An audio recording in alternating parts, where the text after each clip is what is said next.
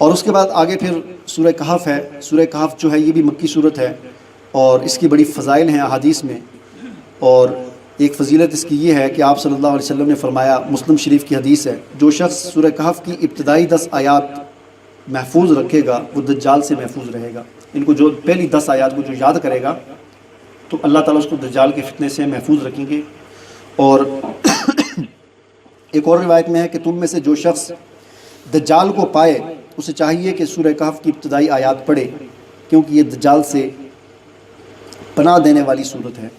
یعنی کسی کے سامنے اگر دجال آ جائے اس کی زندگی میں تو آپ صلی اللہ علیہ وسلم نے فرمایا کہ وہ سورہ کہف جو ہے اس کی ابتدائی آیات تلاوت کر لے تو یہ تلاوت ابتدائی آیات کی اس کو دجال کے فتنے سے محفوظ رکھے گی. بہرحال اس صورت کا جو موضوع ہے بڑی جامع صورت ہے. ایمان اور مادیت. مادہ کسے کہتے ہیں؟ دنیا پرستی، مادہ پرستی. اس کے مقابلے میں ایک ایمان ہے. تو اس کا جو کشمکش ہے دنیا میں ایمان اور مادے کی، یہ کشمکش اس صورت کا موضوع ہے. اس حوالے سے اللہ تعالیٰ نے پہلے ایک قصہ بھی بیان کیا ہے، بلکہ ایک قصہ بیان کیا ہے، مثالیں بیان کی ہیں. اس صورت میں 3 قصے ہیں اور 3 مثالیں اللہ نے بیان کی. پہلا کہ جو قصہ ہے وہ ایمان کی آزمائش کا قصہ ہے. اب یہ ایمان کی آزمائش کا قصہ، اصحاب کہف کا قصہ بڑا مشہور قصہ ہے کہ یہ عیسیٰ علیہ السلام کے بعد اور حضور صلی اللہ علیہ وسلم کے آنے سے پہلے کا جو دور تھا اس میں ایک زمانہ ایسا آیا تھا کہ یہ بہت شرک تھا، بہت یعنی دنیا میں بت پرستی عام ہو گئی تھی، کفر ہی کفر تھا ہر طرف. تو اس وقت کچھ لوگ ایسے پیدا ہوئے، کچھ نوجوان ایسے تھے کہ جن کو اللہ تعالیٰ نے یہ ہدایت نصیب فرمائی کہ انہوں نے سوچا کہ یہ لوگ کیا کر رہے ہیں، پاگل ہو گئے لوگ، یہ اپنے ہاتھوں سے بت بناتے ہیں، ان کے آگے سجدے کرتے ہیں، تو یہ کیا کر سکتے ہیں. تو ان کو اللہ تعالیٰ نے یہ شعور عطا کیا، انہوں نے سوچنا شروع کیا کہ یہ ہمارے معبود نہیں ہو سکتے، ہمارا معبود جو ہے وہ جس نے سب کچھ پیدا کیا وہ ہو سکتا ہے. بہرحال یہاں پر بھی وہی مسئلہ ہوا کہ ایک نوجوان کے دل میں یہ خیال آیا کہ ہماری قوم غلط کام کر رہی ہے. تو اسی طرح ایک اور نوجوان تھا، اس کے دل میں بھی خیال آیا.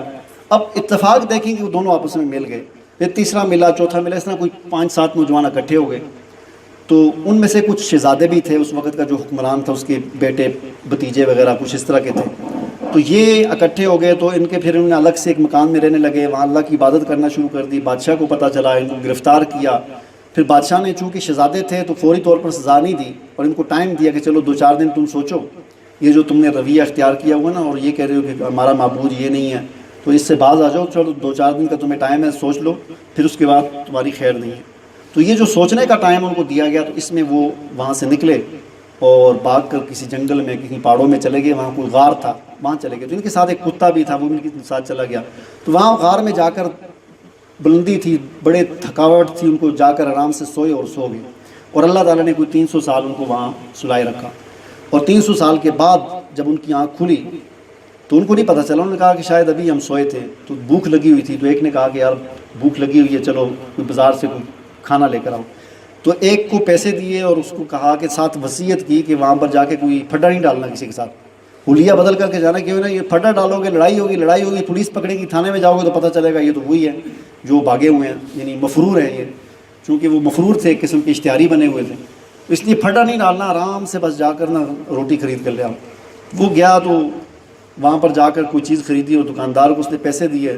دکاندار نے دیکھا تو اس نے کہا یہ کون سے پیسے دے رہے ہو؟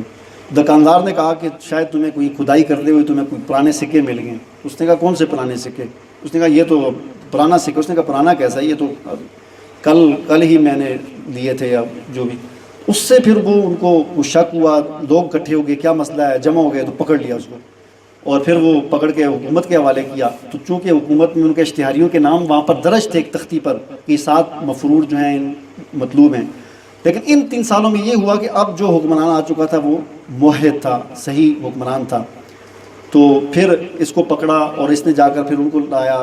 بادشاہ پھر آیا غار میں، سب سے ملاقات کی اور پھر بادشاہ جب گیا تو پھر اللہ تعالیٰ نے ان پر موت طاری کر دی. بہرحال اس پورے قصے میں جو سبق ہے وہ سبق یہ ہے کہ ان نوجوانوں نے مادیت کے مقابلے میں ایمان کو ترجیح دی. یعنی اپنا ایمان بچانے کے لیے انہوں نے اپنی حکومت بھی چھوڑ دی، اپنے والدین کو چھوڑا، اپنے ماں باپ کو چھوڑا، دنیا کو چھوڑ دی، غار میں چلے گئے کہ ہم نے ایمان کا سودا نہیں کرنا، کسی صورت میں ایمان کا سودا نہیں کرنا، غار میں چلے گئے. اس صورت کی دجال کے ساتھ یہی مناسبت ہے کہ دجال کا فتنہ اتنا سخت ہوگا. ویسے دجالیت کا زمانہ تو اب بھی چل رہا ہے, دجالیت کے فتنے تو اب بھی ہیں, لیکن اصل جو دجال آئے گا, جو ایک متعین شخص ہے, وہ جب آئے گا تو وہ کہ اس وقت کوئی آدمی اس کا مقابلہ نہیں کر سکے گا. اس وقت ایمان اسی کا بچے گا جو اصحاب کہف کے طریقے پر چلتے ہوئے وہاں سے بھاگ جائے گا, یعنی دجال کے سامنے کھڑا نہیں ہوگا. یعنی اب تو ہمیں اس بات کی اجازت نہیں ہے نا رہبانیت کرنے کی, ہمیں اجازت نہیں ہے, ہمیں بھاگنے کی اجازت نہیں ہے معاشرے سے.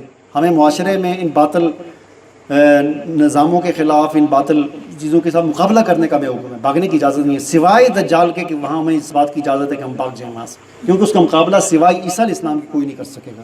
تو وہاں پر ایمان اسی کا بچے گا جو اصحاب کہف کے طریقے پر چلتے ہوئے دجال سے بھاگ کر کسی جنگل میں چلا جائے گا, کسی غار میں چھپ جائے گا, تو وہ دجال کے فتنے سے بچے گا. یہ مناسبت ہے اس صورت کی, یعنی اس کو بار بار پڑھنے سے دجال سے حفاظت کا مطلب یہی ہے.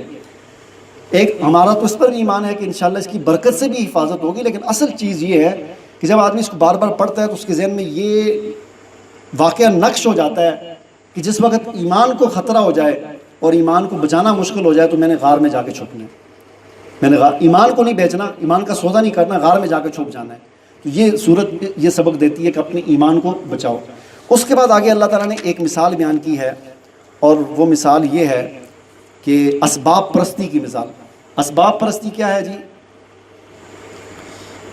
چلیں وقت ہو گیا, پھر انشاءاللہ اس کو کل کریں گے. اللہ تعالیٰ سے دعا ہے کہ اللہ تعالیٰ عمل کرنے کی توفیق عطا فرمائے.